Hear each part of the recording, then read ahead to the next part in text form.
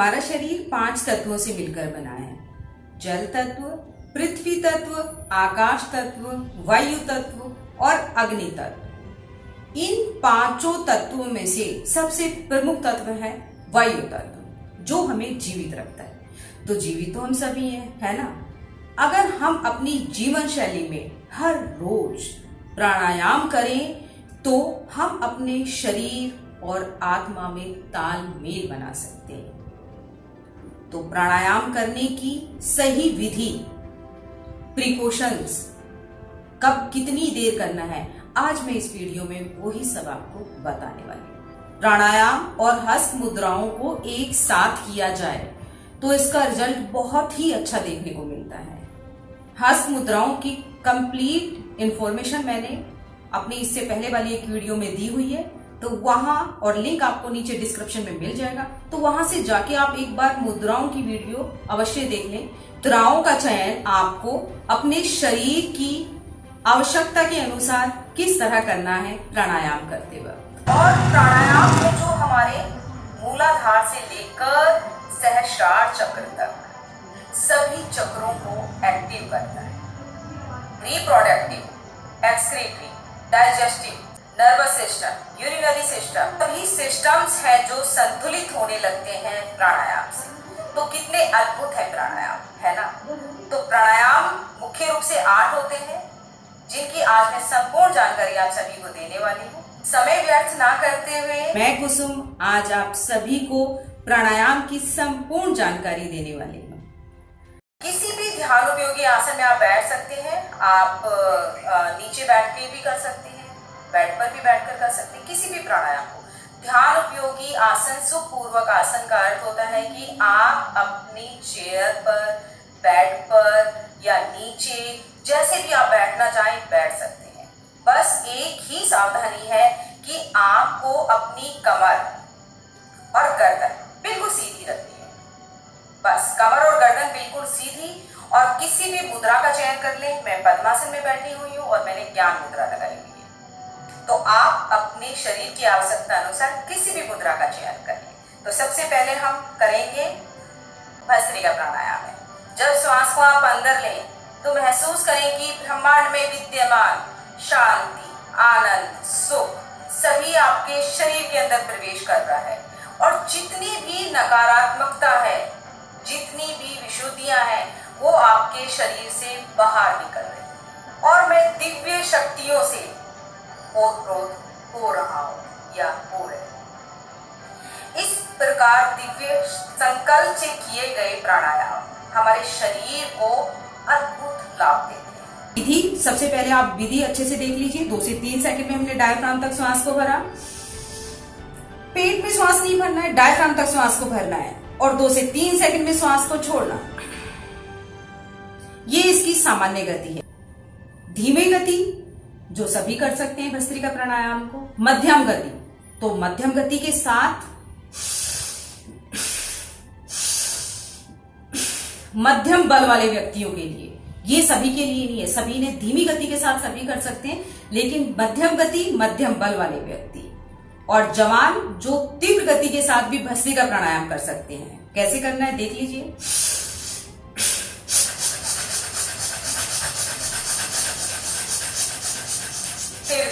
जवानों के लिए 2 से 3 सेकंड में श्वास लिया और 2 से 3 सेकंड में श्वास को छोड़ा, तो आपकी 1 मिनट में लगभग 12 बार भस्त्रिका प्राणायाम हो जाता है, और 5 मिनट में लगभग आप 60 बार भस्त्रिका प्राणायाम कर लेते हैं। तो 5 मिनट की एक आवृत्ति हुई। लेकिन गर्मियों में इसका थोड़ा ध्यान दें कि गर्मियों में आप 2 से 3 मिनट भस्त्रिका प्राणायाम करें, और सर्दियों में आप 5 से 6 मिनट भी भस्त्रिका प्राणायाम कर सकते हैं। क्योंकि भस्त्रिका प्राणायाम में जो शरीर में गर्मी उत्पन्न करता है, जो आपके शरीर को गर्म कर देता है, तो गर्मियों में थोड़ी कम देर के लिए करें, और सर्दियों में आप अधिक देर के लिए भी भस्त्रिका प्राणायाम कर सकते हैं।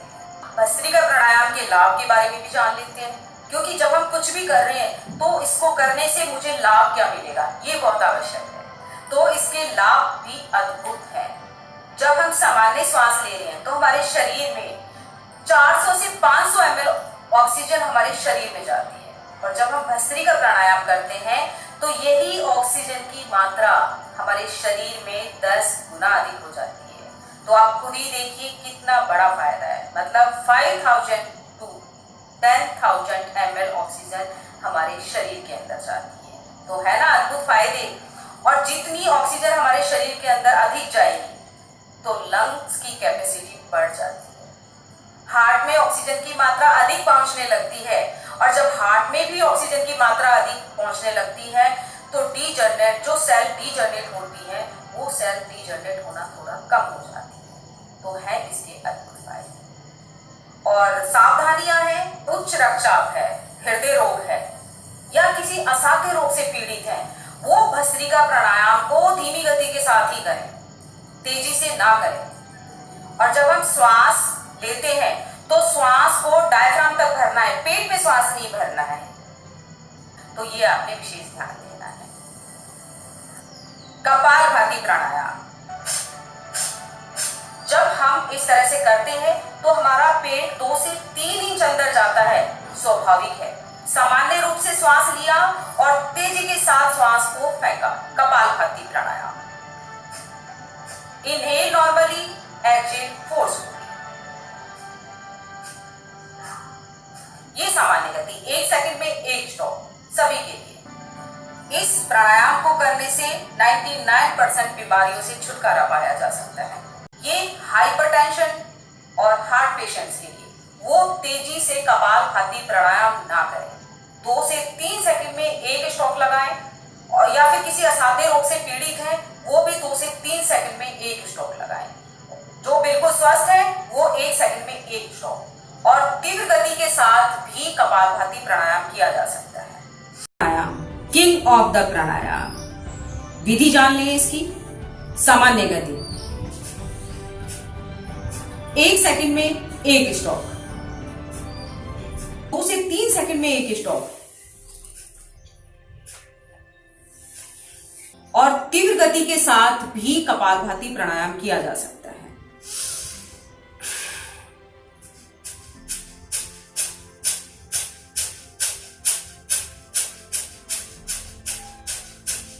तीनों गति के साथ कपालभाति प्राणायाम किया जा सकता है। इस समय के लिए हमें कपालभाति प्राणायाम करना चाहिए।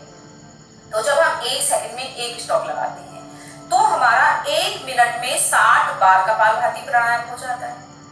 तो और 5 मिनट के अंदर हमारा 300 बार कपालभाति प्राणायाम हो जाता है। तो 5 मिनट की 1 आवृत्ति और 5-5 मिनट की 3 आवृत्ति हर रोज आपको करनी है। शुरुआत में होता क्या है कि 2 से 3 मिनट में ही कमर में दर्द, इस तरह से सीधा नहीं बैठा जाता। तो क्या करना है, दोनों हाथ साइड में रख के अपनी कमर को सपोर्ट देते हुए, मैंने पहले भी आपको बताया है कि जब आप प्राणायाम करते हैं तो कमर और गर्दन बिल्कुल सीधी हो, बिल्कुल दोनों हाथ से अपनी कमर को सपोर्ट देते हुए बस फिर शुरू करना है कपालभाति। अगर शुरुआत में लग रहा है कि मेरे पेट में दर्द हो रहा है इसको करने से या कमर में दर्द हो रहा है, तो हल्का फुल्का दर्द कपालभाति प्राणायाम को करने से शुरू में होता है। और धीरे धीरे समय बढ़ाते हुए फिर आप आराम से कपालभाति प्राणायाम आधे घंटे से 1 घंटे तक भी कर सकते हैं। और इसके फायदे फिर देखने को अद्भुत मिलते हैं।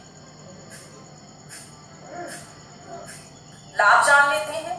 कपालभाति प्राणायाम हमारे चेहरे पर नेचुरल फेशियल होता है कपालभाति प्राणायाम से। और जब हम पेट में स्टॉक लगाते हैं तो पेट की सभी बीमारियों से मुक्ति मिलने लगती है, सभी बीमारियां ठीक होने लगती है। और शरीर में किसी भी तरह की कोई गांठ है वो धीरे धीरे पिघलने लगती है। लेकिन अगर कोई असाध्य रोगों से पीड़ित है तो वो धीमी गति के साथ करें और ज्यादा समय के लिए करें। मन स्थिर, शांत, प्रसन्न रहने लगता है, नकारात्मक विचार दूर होने लगते हैं, डिप्रेशन खत्म होने लगता है। अद्भुत प्राणायाम है कपालभाति प्राणायाम। सावधानियां, high BP patient, heart patient या हर्निया पेशेंट या फिर किसी भी आप असाध्य रोग से पीड़ित हैं तो धीमी गति के साथ करें, तेजी के साथ कपालभाति प्राणायाम ना करें। और किसी भी प्रकार की सर्जरी पेट की हुई है तो भी आप धीमी गति के साथ प्राणायाम करें या अपने डॉक्टर की सलाह लेने के बाद करें। 6 महीने तो बिल्कुल भी कपालभाति ना करें, उसके बाद भी अपने डॉक्टर की सलाह लेकर ही करें। पीरियड्स के टाइम 5 दिन तक कपालभाति प्राणायाम नहीं करें। खाना खाने और प्राणायाम करने में लगभग आपका 4 से 5 घंटे का अंतर अवश्य होना चाहिए। के साथ किया जाता है बाह्य प्राणायाम। और बाह्य प्राणायाम करते समय एक चीज का विशेष ध्यान रखें कि दोषों को दूर करने के विचार शक्ति जितनी प्रबल होगी उतना ही अद्भुत फायदा मिलेगा बाह्य प्राणायाम से। तो त्रिबंध के साथ पहले इसकी विधि आप समझ लें, करना कैसे है। तो श्वास आपने लिया, हमेशा लेवर से श्वास को लेते हुए इस तरह से, जब आप श्वास को इस तरह से लेते हैं तो आपका छाती सीना चौड़ा हो जाता है। श्वास छोड़ दें, श्वास को बाहर छोड़ के बाहर ही रोक दें, श्वास लेना नहीं है। उसके बाद में मूल बंद, एनस को ऊपर लिफ्ट करना, उड़ियान बंद, पेट को अंदर कमर के साथ लगाने का प्रयास, जालंधर बंद, चिन को कंठकूप में लगाना। ध्यान रखिए श्वास आपने बाहर छोड़ के बाहर ही रोका हुआ है। सर्वाइकल पेशेंट है वो जालंधर बंद ना लगाए, चिन को कंठकूप में ना लगाए। और हाई बीपी या हार्ट रोगी श्वास को ज्यादा देर के लिए ना रोके। और जब ना रुका जाए तो सबसे पहले जालंधर बंद खोलना है, उड़ियान बंद, पेट को नॉर्मल करना है, और मूल बंद, एनस को भी नॉर्मल करना है। इसके लाभ भी अद्भुत होते हैं। यूरिनरी डिसऑर्डर, पाइल्स, एनस के बाहर निकलने की समस्या, हर्निया, डायबिटीज आदि सभी रोगों में लाभ मिलता है बाह्य प्राणायाम से। सही विधि के साथ करें, सही से करें। जब ना रुका जाए तो पहले जालंधर बंद, उड़ियान बंद और मूल बंद सामान्य करें। और जो पेशेंट है, किसी भी तरह के कोई रोगी है, वो अपने डॉक्टर की सलाह से करें। मैं बार बार एक ही चीज बताऊंगी, सही विधि के साथ करें और पूरी अपने डॉक्टर की सलाह के बाद ही करें, ऐसे ही नहीं करें। 3 से 5 आवृत्तियां बाह्य प्राणायाम की सभी ने करनी है। उसके बाद की जाती है अग्निसार क्रिया। 3 से 5 सेकंड में श्वास को बाहर छोड़ के बाहर ही रोक दिया और रुके हुए श्वास में पेट को अंदर बाहर करना।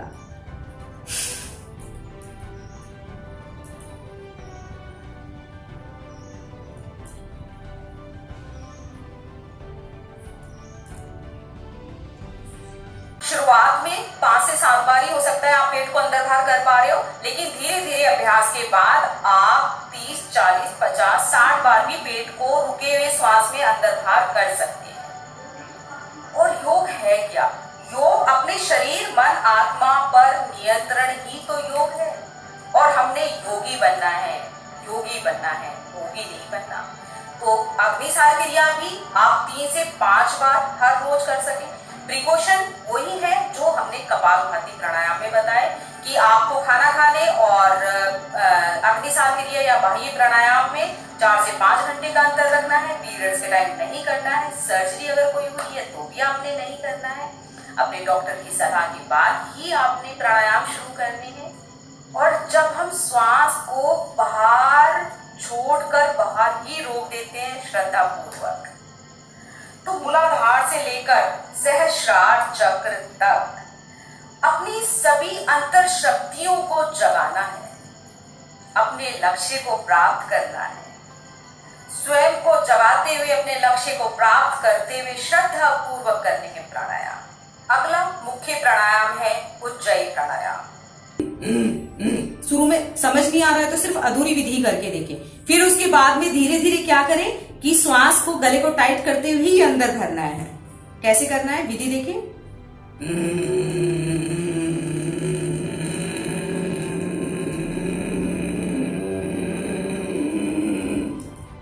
पूरा श्वास अंदर, चिन को कंठकूप में लगाना है। सर्वाइकल के पेशेंट चिन को कंठकूप में ना लगाएं।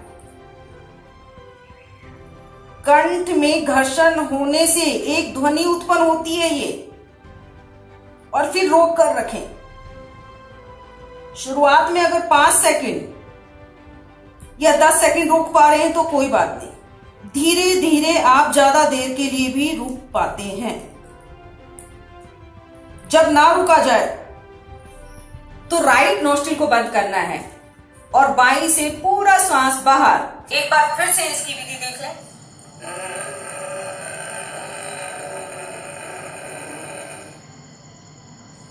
जालंधर बंद। जिनको खांसी, जुकाम या थायराइड, स्नोरिंग, स्लीप एपनिया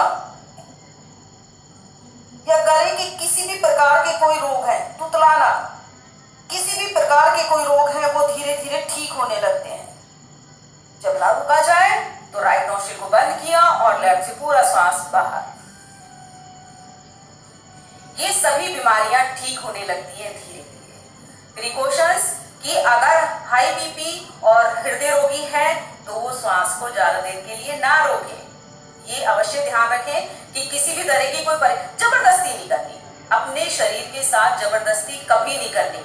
जितना आपका शरीर आपको अलाउ करता है उतना ही आपने करना है और धीरे धीरे अभ्यास बढ़ाते हुए आप इसको ज्यादा देर के लिए भी कर सकते हैं। तो इसकी भी आपने 3 से 5 आवृत्तियां हर रोज करनी है। अगला प्राणायाम है हमारा अनुलोम विलोम प्राणायाम। राइट नोस्ट्रिल को बंद करें अंगूठे के साथ। अब लेफ्ट नोस्ट्रिल से श्वास 3 से 5 सेकंड में अंदर लें।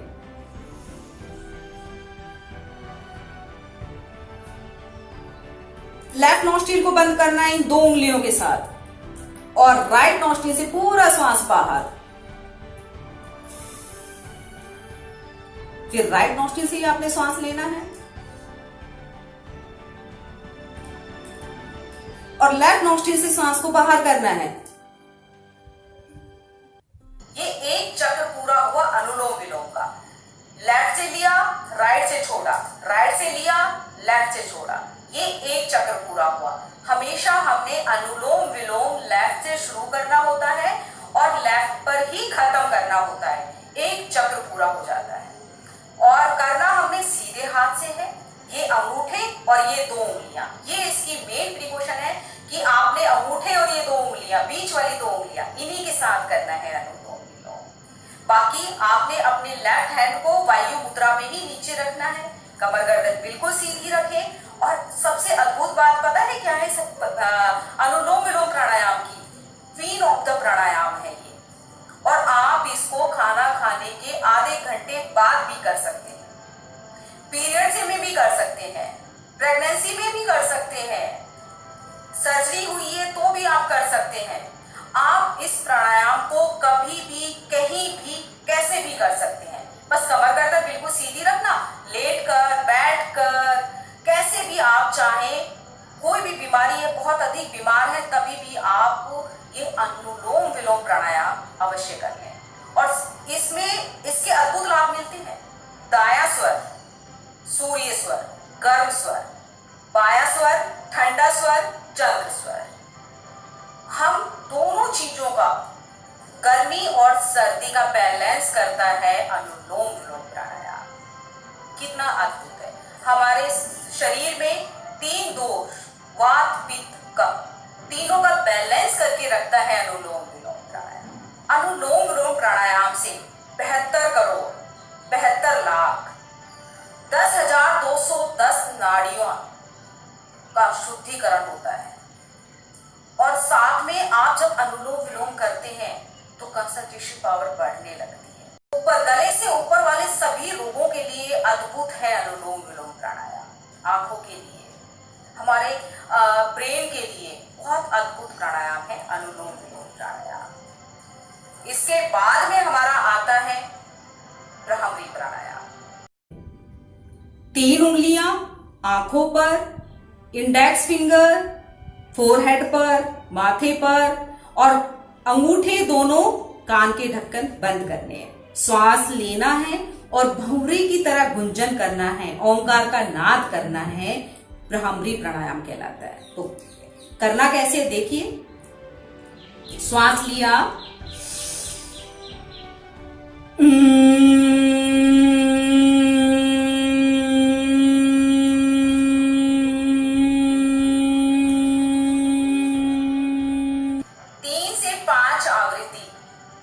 भ्रामरी प्राणायाम की हर रोज सभी को करनी चाहिए और इसमें भी कोई खास प्रिकॉशन नहीं है। ये भी आप प्रेगनेंसी में या हमेशा मतलब कभी भी आप करना चाहें आप कर सकते हैं। खाने की कोई वो नहीं है कि आपने खाना खाया कितनी देर हुई है, आप जब भी चाहें कर सकते हैं और इसके परिणाम भी देखने को अद्भुत मिलते हैं। आपका माइग्रेन के लिए बहुत अद्भुत प्राणायाम है, कंसंट्रेशन के लिए बहुत अद्भुत प्राणायाम है, अनिद्रा जिनको नींद नहीं आती उनके लिए भी बहुत अद्भुत प्राणायाम है। 3 से 5 आवृत्तियां हर रोज करें। ओमकार का पहले हमने नाद किया, अब हम ओमकार का जाप करेंगे। आंखें कोमलता से बंद करेंगे, श्वास को धीमी गति के साथ भरेंगे, सहजता के साथ। ओमकार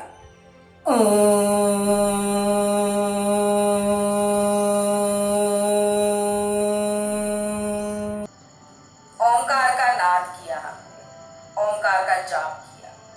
उद्गीत प्राणायाम की आवृत्ति भी आपने 3 से 5 आवृत्तियां तो हर रोज करें। और अगर किसी को अनिद्रा की परेशानी है या फिर माइग्रेन है, उसमें आप इसकी 10 से 11 आवृत्तियां या 20 आवृत्तियां भी हर रोज कर सकते हैं और इसके परिणाम भी फिर अद्भुत देखने को मिलते हैं। आपका माइग्रेन ठीक होने लगता है, अनिद्रा की प्रॉब्लम ठीक होने लगती है। तो है ना कितना अद्भुत प्राणायाम। इसके बाद में हमें करना चाहिए 8वां प्राणायाम हमारा आता है प्रणव प्राणायाम। उद्गीत प्राणायाम के जस्ट बाद आप कर ले तो आंखें कोमलता से बंद। प्रणव प्राणायाम होता है हमारा ध्यान योग, तो है ना कितना आवश्यक। और ध्यान योग भी आप कभी भी कर सकते हैं, ऐसा नहीं है कि आपने सुबह उठ के ध्यान लगाना है या शाम को लगाना है। जब आपके पास समय हो तब आप करें प्रणव प्राणायाम, मतलब ध्यान योग। तो है कितना अद्भुत। तो आपने हर रोज धीरे धीरे समय अवधि बढ़ानी है, एक दिन में नहीं कि आज ही मैंने आधा घंटा कर दिया फिर आराम से अपने सो गए, नहीं। हर रोज 5 मिनट 10 मिनट आपने हर रोज करना है। अपनी दिनचर्या में प्राणायाम को जरूर करना है। प्राणायाम आपके इंटरनल ऑर्गन्स को हेल्दी करते हैं, आपकी अंदरूनी शक्ति को बढ़ाते हैं। तो प्राणायाम हर रोज, जैसे हम जो खाना खाते हैं वो हमारे लिए आवश्यक है, उसी तरह से प्राणायाम करने भी हमारे शरीर के लिए बहुत बहुत आवश्यक है। तो हर रोज प्राणायाम करें, खुद खुश रहें, अपने परिवार को खुश रखें।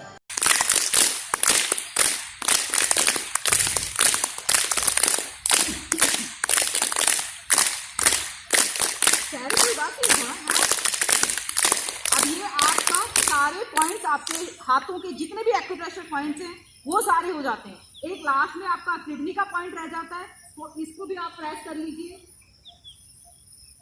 और यहाँ दोनों हाथों में किडनी का पॉइंट है। ताली वादन से आपके एक्यूप्रेशर पॉइंट सारे एक साथ प्रेस हो जाते हैं। और आगे पीछे भी कर लीजिए, थोड़ा ऐसे भी कर लो। शरीर में जितने भी एक्यूप्रेशर पॉइंट्स हैं वो हर रोज दबाते हैं।